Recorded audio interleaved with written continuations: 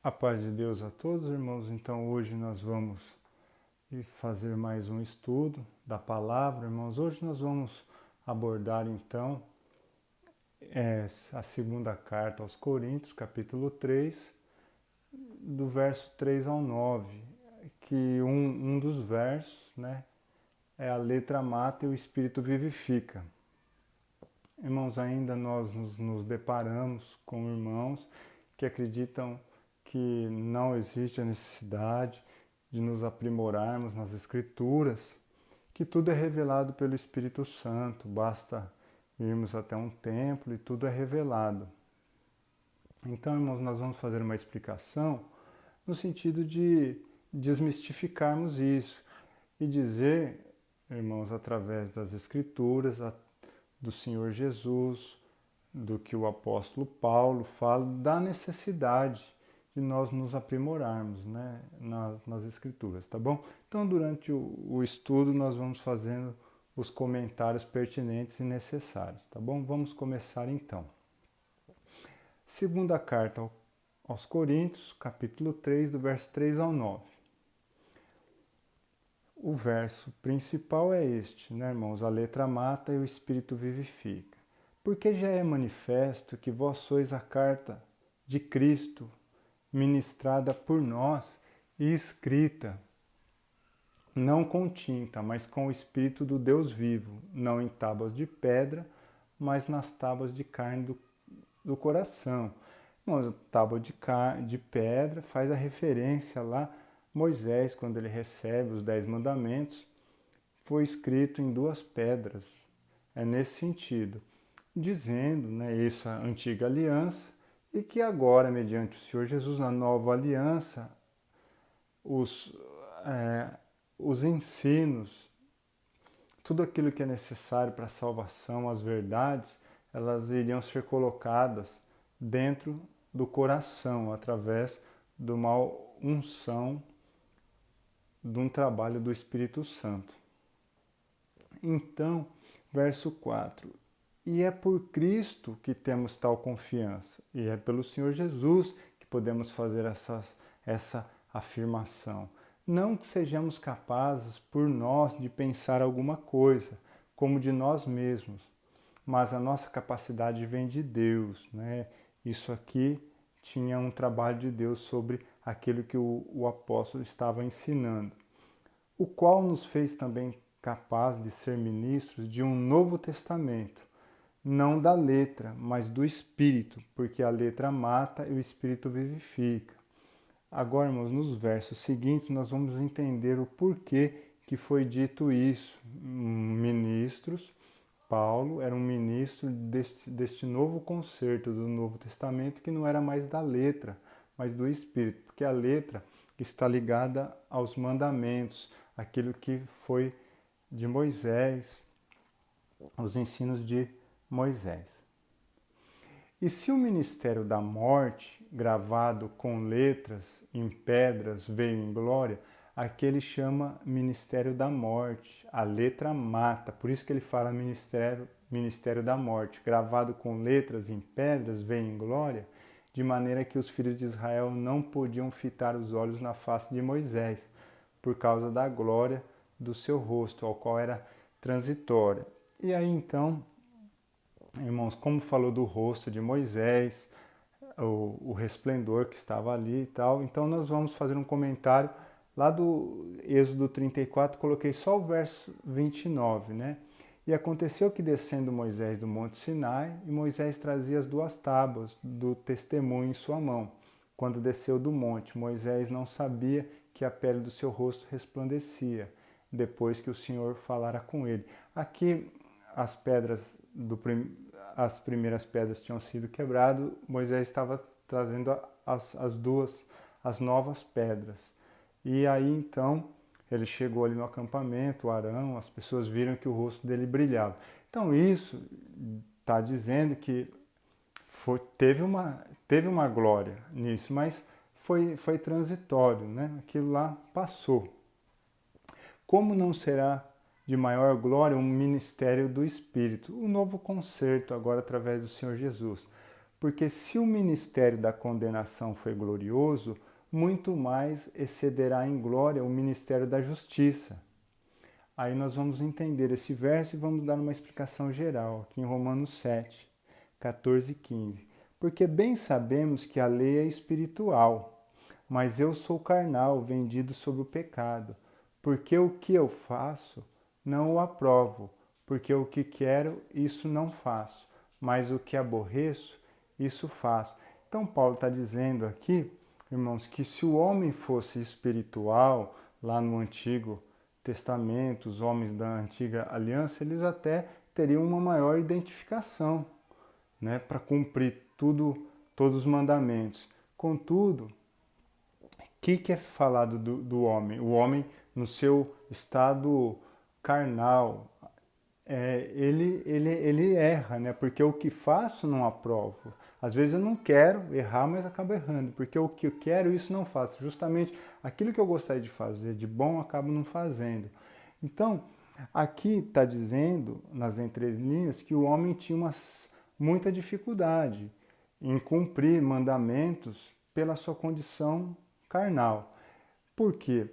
Na antiga aliança, irmãos, ali quem que tinha ali o Espírito Santo, ou pelo menos recebia com todas as evidências? Quando ali o sumo sacerdote era ungido com o óleo santo da unção, ou o rei, ou um profeta. Então ali eles recebiam, né, a unção, e através disso tinha-se o Espírito Santo. Mas a maioria das pessoas, via de regra, não contavam, né? Esse derramamento do Espírito Santo veio lá em Atos dos Apóstolos, capítulo 2, aí que o Senhor começou a derramar o seu Espírito. Por isso que fala aqui, como não será de maior glória o ministério do Espírito. A partir do Espírito Santo, então, aí tudo mudou, né? O homem, ele tinha uma guia, ele tem uma força sobrenatural de Deus sobre ele. Então, por isso que a letra, aí faltou explicar,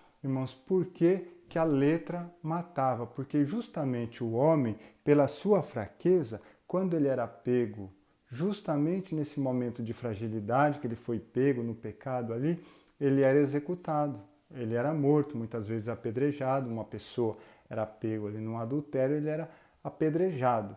Hoje não.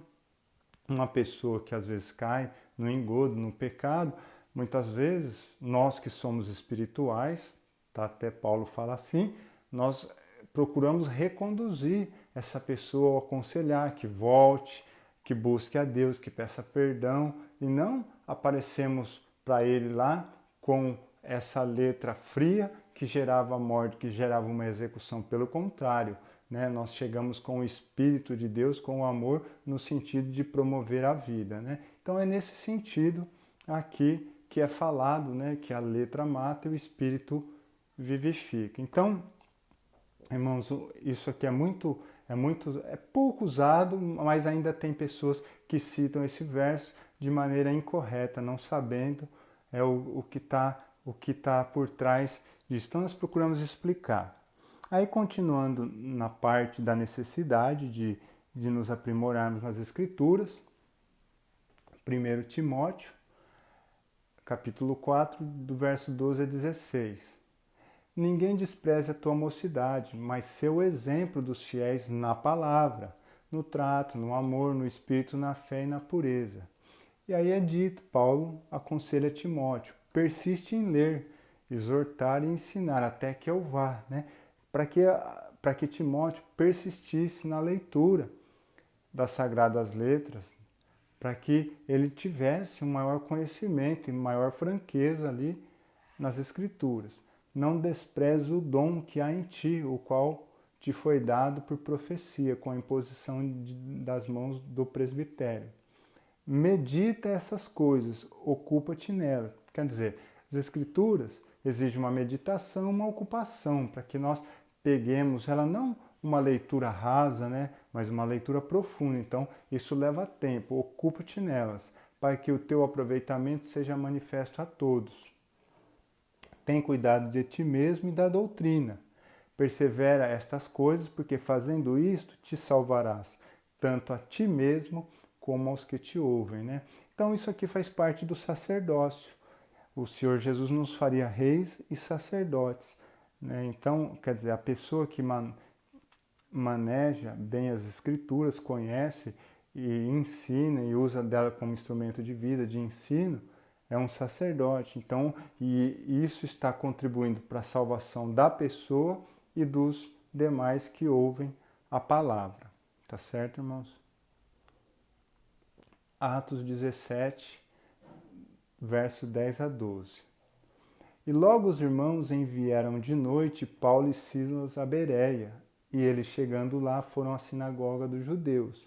Ora, estes foram mais nobres do que os que estavam em Tessalônica. Então, este capítulo aqui de Atos dos Apóstolos 17, Paulo passou primeiro por Tessalônica, foi ali durante 3 sábados numa sinagoga, pregou e as pessoas começaram a entender as escrituras através de Paulo, e os judeus que estavam ali ficaram com inveja e promoveram um levante ali, que Paulo precisou sair fugido. E ele foi até Bereia, ele estava em Tessalônica. Olha só. Ora, estes foram mais nobres do que os que estavam em Tessalônica, porque de bom grado receberam a palavra. Paulo pregava, eles receberam, examinando cada dia nas Escrituras se estas coisas eram assim. O que está implícito aqui? As pessoas de Tessalônica, quando Paulo pregou na sinagoga, pessoas mais nobres, eles ouviram tudo aquilo. E aí foi recomendado a eles que eles próprios examinassem nas Escrituras e vissem as verdades que Paulo estava falando, que Paulo estava falando tudo aquilo que estava escrito.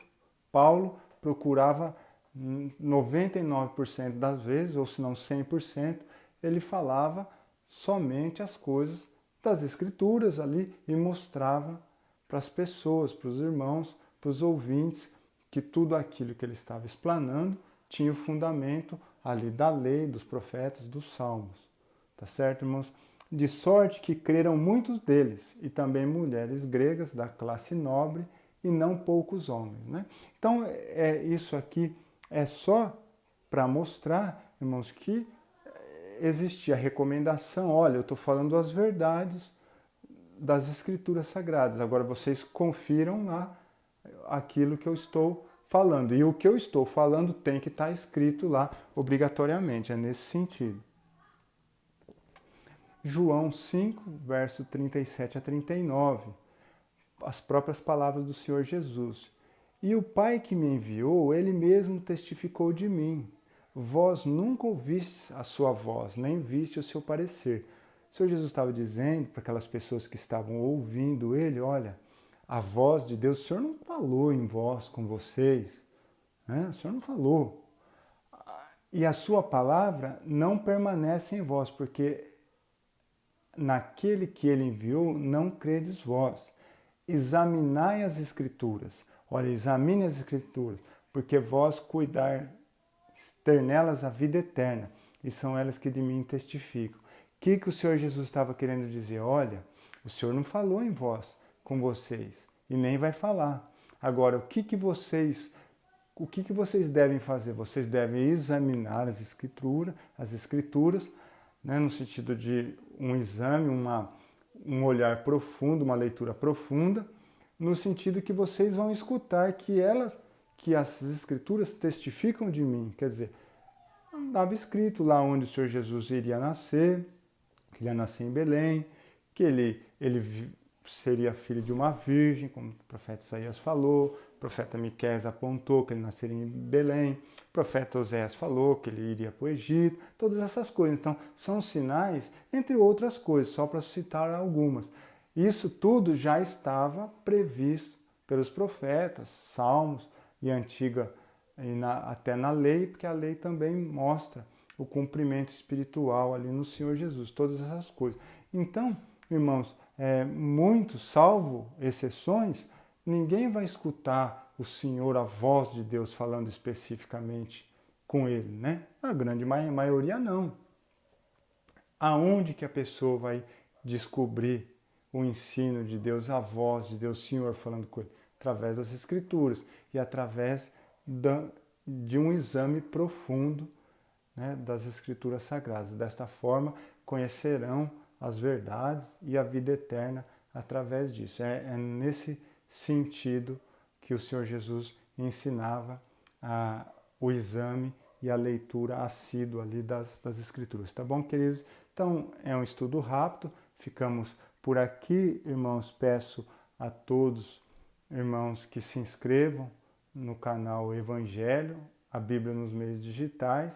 Se possível, dê um like no vídeo, se gostarem, compartilhem com demais irmãos, para que a palavra de Deus se propague também aos demais irmãos e o conhecimento da palavra. Tá bom, queridos? Deus abençoe a todos.